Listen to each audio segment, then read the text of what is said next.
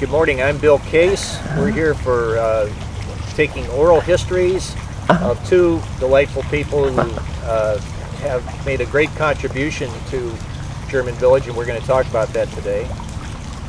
Joan Lobst. It's pronounced like a V. Sorry, Vobst.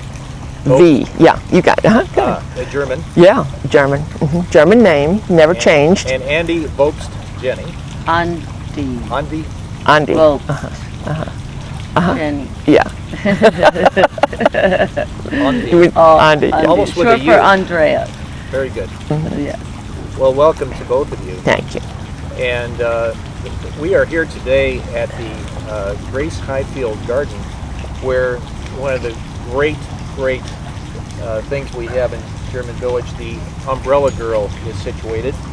And Joan is the sculptor who actually fabricated and made this wonderful statue, and it is of her daughter Andi, who actually was the model for this. And this will hopefully be here for all time, and these are the two folks who are responsible for this great contribution. So we're going to be talking about that. And in addition, Joan, your husband was Frank Vobst. Yes. Who was a very instrumental man in Columbus, chairman of Huntington Banks, as I recall. And German background through Dresden, which I think has a little bit to do with his and your attachment to German Village. Yes, I think that's true.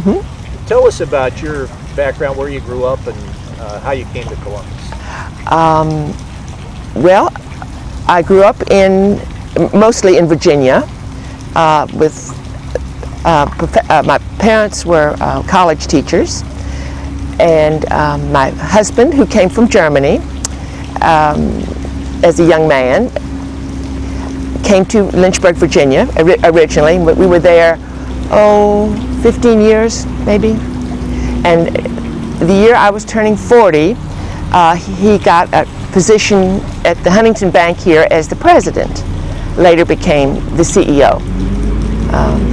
And that's why we came to Columbus. And I believe you said your family was German and British by... German and, yes, German, British, and British, And he was all German? He was all German, and from Dresden, from the East Zone.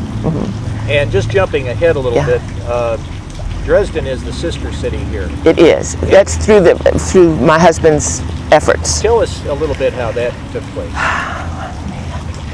He was a very loyal German. He loved Columbus and was a very loyal German, and visited Dresden when he could. And after the wall fell, he could go every year. Dresden needed quite a bit of help in the reconstruction of a famous cathedral, and he was able to get Columbus as one of the sister cities. There's a large German population here, German descent, and he got a number of people to donate to the rebuilding of the church, which was completely bombed. It was leveled, but they'd saved the stones. So that's been reconstructed. Columbus is not the only sister city. New York City is another, but Columbus raised as much money as New York City did for the rebuilding of the church. And he also helped to rebuild a synagogue that was there. His ties to Germany were very strong, and especially to Dresden, where he grew up. And the relationship between Dresden and the city of Columbus continues to this day. It does. That's a great Yes, thing. yes. Well, now, I think you told us when you were in college, you majored in German. I majored in German, which was an odd thing to do because it was this is more information than you want, but the German professor, there was only one on the faculty, and she had not had a student who majored in German since World War I. Germany, the study of German had become so unpopular. So I decided my freshman year I would take German, because then she would think, maybe I'll have a major. And I liked it, and I did well in it, and that's why I majored in German.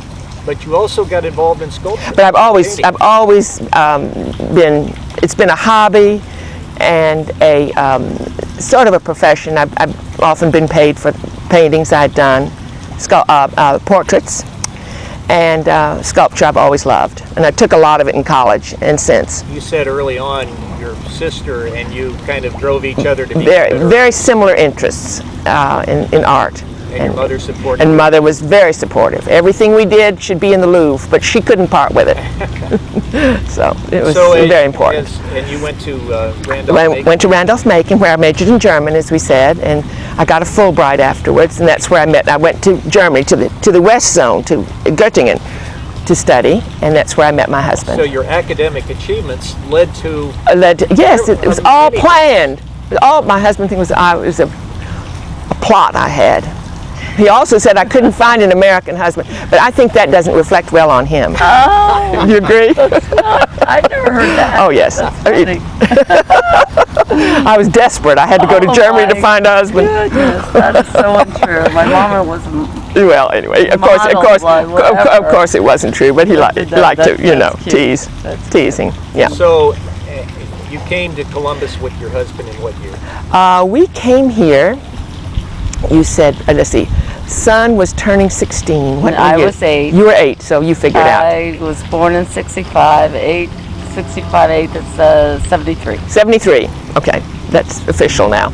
And I believe you said that Frank came first as the president. He came as the president, yes. And then gradually, within a few years, he became CEO. And as you did more and more sculptures, I believe you indicated you kind of developed a specialty of what you like to do. My main focus is the sculpture of the inspiration comes from children's literature. Also poetry I like. I would say I'm a realist, but kind of, a lot of my things are very quirky, somewhat grotesque. I kind of like that. Well, as I recall, just looking online, one of your whimsical efforts was you had a chessboard of Alice in Wonderland pieces at your home. Yes, large ones. I've made several Alices, small and large, and I have in the yard. I had large pieces, about 45 inches tall, well, about up to my hip. And those are some of them are in the art museum. They asked to have it, and so they've got it in Columbus Art Museum. So then, at some point, there came a time around 1993 where you were approached to do a certain sculpture that we're here at today. I was. Tell us about that. I'd had a few shows in Columbus, in and around Columbus, and Bert Stevens approached me and asked if I would be interested in creating an umbrella girl for Schiller Park. And she showed me the picture of the one that of the umbrella girl that had been there previously, and I was very interested, and I said I will first make a small one, and if the committee that has to decide on these things, if they're interested in it, I will then make it, I think she's 3/4 life size. Now, were you provided with rendition of what the original umbrella girl looked I was like? shown pictures. I was given some pictures And can we focus in on that, John, just to see what that looked like? of the original. And just looking at that, Joan, the girl in the picture is holding an umbrella way up in the air. Yes, it's the umbrella of the original was eventually attached to her arm. She was a copy of a Canova sculpture. So it's a Greek girl. She was the cupbearer to the gods. That was the goddess Hebe. I think that was her name, Hebe. And here's another one. Blow up of that. Yeah. And you, This as I understand it, was the original sculpture was brought here in about 1872 or something. I don't know. That I don't know. But she was a fountain, but she didn't have an umbrella. Somewhere there was water came from a cup or something, and people could drink cupfuls of water. So it was a sort of a drinking fountain, apparently. The umbrella was attached subsequently. Attached later, is my understanding. Yeah. And what I read online is that the drinking fountain was,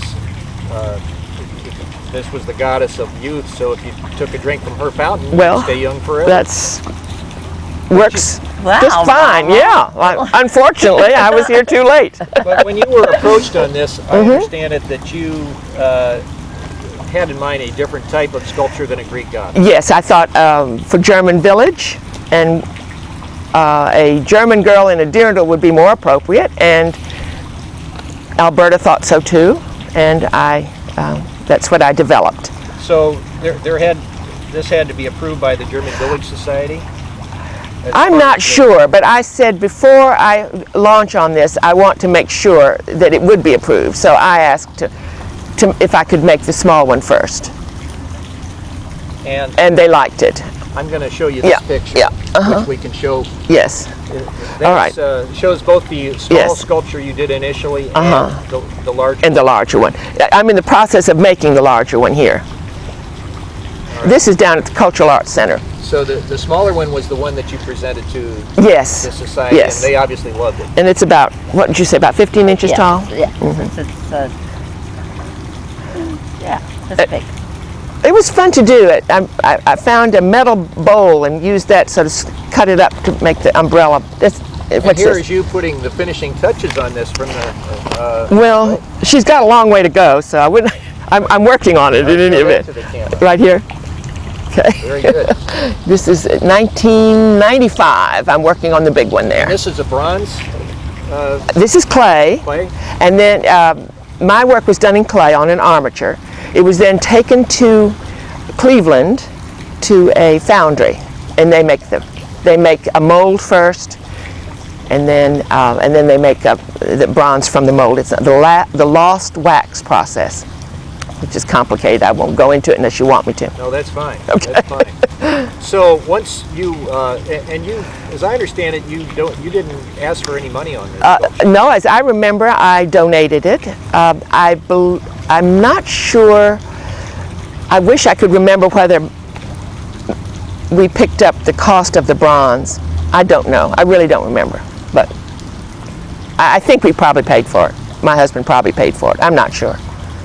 Well, I wish I could remember, because I wouldn't want to not give credit where it was due. well, in but any event, any it was event, any wonderful event, that you got involved in this. It's of course a great benefit to me I wonder personally. if at this point we might change the camera over to the Umbrella Girl Mm-hmm. statue, and well, maybe before that, since we have Andi with us. Andi was your model. She was my How model. was she chosen as the model? Well, she's a beautiful German girl who happened to have a dirndl to wear. It was pure circumstance. Had you modeled for your mom before? Well, I mean, my mom is an artist, and my children have also probably. she's always, yeah. Probably I've done pictures of you Yes, growing you up. have, Mhm. growing up, and I used to, and then you'd give me marshmallows to Oh. let me sit longer. Oh, I forgot that Yeah, you neat did. ploy. Yeah, you did. So you were paid in a I Yes, was paid in with marshmallows. But if I were to sit, but my sister as well, and my brother, and so, I mean, I'm very grateful, because friends say, "You've got a statue," and I'm like, "No, it's a likeness." It's not. Anyway, yeah. that's not the point. But no, it's very. It's a likeness of me. I would say it's. How long did you have to pose for this? At any one time, did you have to stand for an hour or? 30 hours. I took photographs of her, and then she would, if I needed her, needed her to come over to let me see her face again, she would do that. Yeah, So, and then I'd come back and say the feet are a little bit, yeah. little. Let's make the feet Yeah, less big.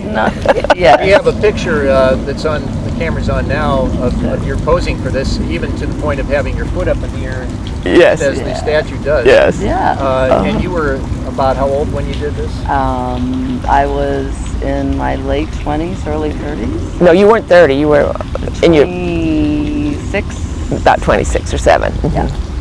That's And you 20 were- years ago. I'm 47 And right I now. think you said you were married by this time and had Had a child. Yes. Did you have a child? Xander.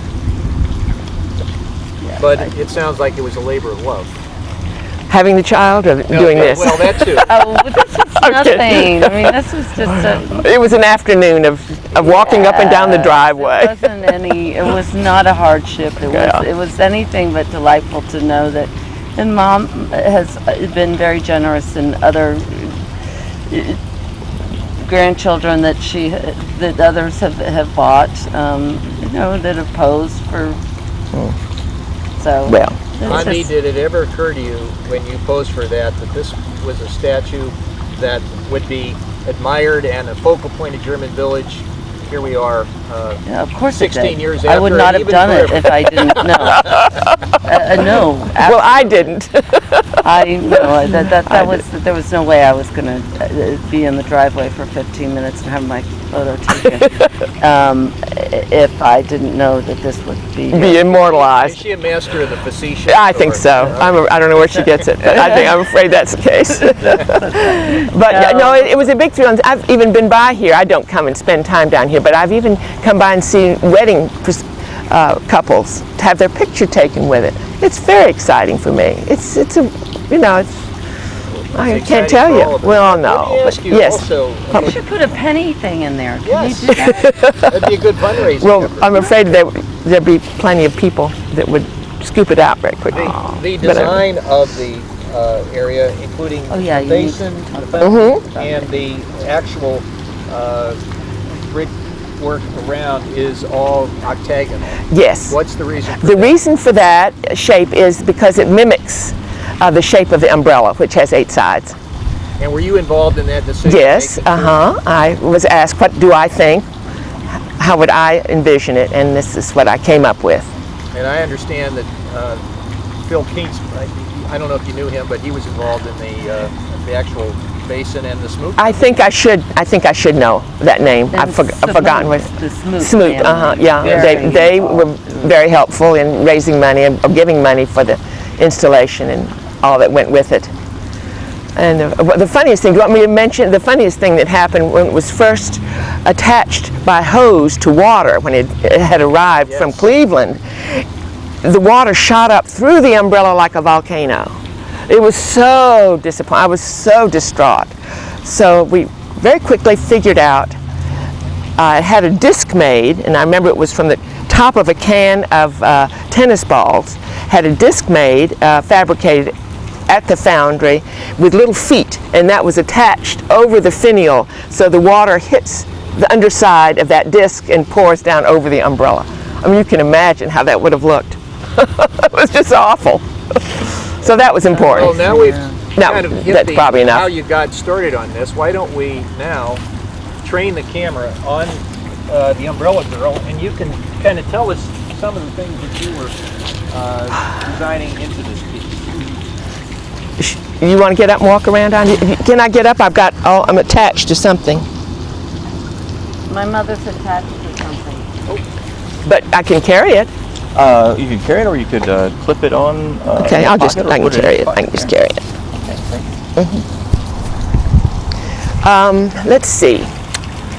Well, It'd be nice if that, you know how you always say that if that were painted dark, that white thing. that pipe, that's not attractive. That white pipe is not attractive. But I'm not going to mention any. I'm not having any quarrel with it.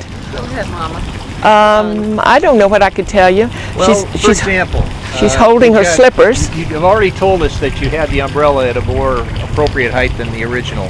Yes, umbrella. not her arm was in where she would ordinarily hold it. And what's the slippers? Holding her slippers. Well, she's barefooted in the rain. Obviously, well, she wouldn't be having an umbrella. And actually, I saw that idea of a girl carrying her slippers and walking barefoot in an advertisement in a magazine. And I think years we have ago. that advertisement. We'll show that I think before so. we're We love to be. You always let us be barefoot. Well, we like, yes, growing up. it worked out fine. So I think it looks somewhat like her, enough like her. The umbrella is a child's umbrella that I bought. I imagine it was plastic. I remember putting clay over it and using it as the armature for the umbrella. that is not a full-size umbrella. It's a child size. Okay. Uh-huh. And the young lady appears to be looking down a little bit. She's watching her feet. She's watching where she's going. Someone thought I should have stepping stones and have her walking across stones, but that was too complicated. I nixed that idea. And So. you're looking at you build in a little bit of a flow to the dress, like there might have been a little wind. A little going. wind. There supposedly is a little wind. Yeah. And that barrel shape she's standing on is somewhat reminiscent of what the Canova piece was standing on, something of that shape. And I had to have that made first in wood. I didn't make that in clay. There was a company here, and I can't remember the name of it, but it's off of Joyce Avenue, and I gave them a picture, and they carved that on a big lathe, and then I took that to Cleveland also. And what about, that's a sandstone And then base? there's a sandstone base. I think you said it was Langstone. Lang, I think it was Lang, and this is all Lang from Lang company, and it had to be waterproof. I don't know how complicated that was, the lining, like a swimming pool. Well, I think one thing, and I'm no artistic expert, but you get the feeling of this young lady in motion. Good. Well, good. Which I take it was something you. I think so. Give it. I'll make it somewhat dynamic. Yeah. Now you've done a lot of sculptures in your time, but off camera you said you may well be proudest of this one. I think this is number one. This is number one. Yeah. Alice in Wonderland, the large chess set I have is number two, and then I can't even now think right now others. But you have to be very proud that your daughter is going to be immortalized here. I am, yeah, of course. Hopefully for forever. I hope so. Yeah. It's just great. Thank you. Thank you, Bill. Thank you very much. Boyfriend comes and teases it away. Well, hey. That's possible. Now, we haven't talked about your wonderful period dress today. Let me get out of your way, hon. We didn't even ask you to do this, but you came to Grindle today. I did. Here, I'll take that, hon. And my eyes stay closer to the So she can hear. So, yes. Do you wear this often, or I know you're proud of your German heritage. Yes, I wear this when I was at the Oktoberfest, and I go in festive gear or wear, I should say. I'm extremely proud to be a German American, and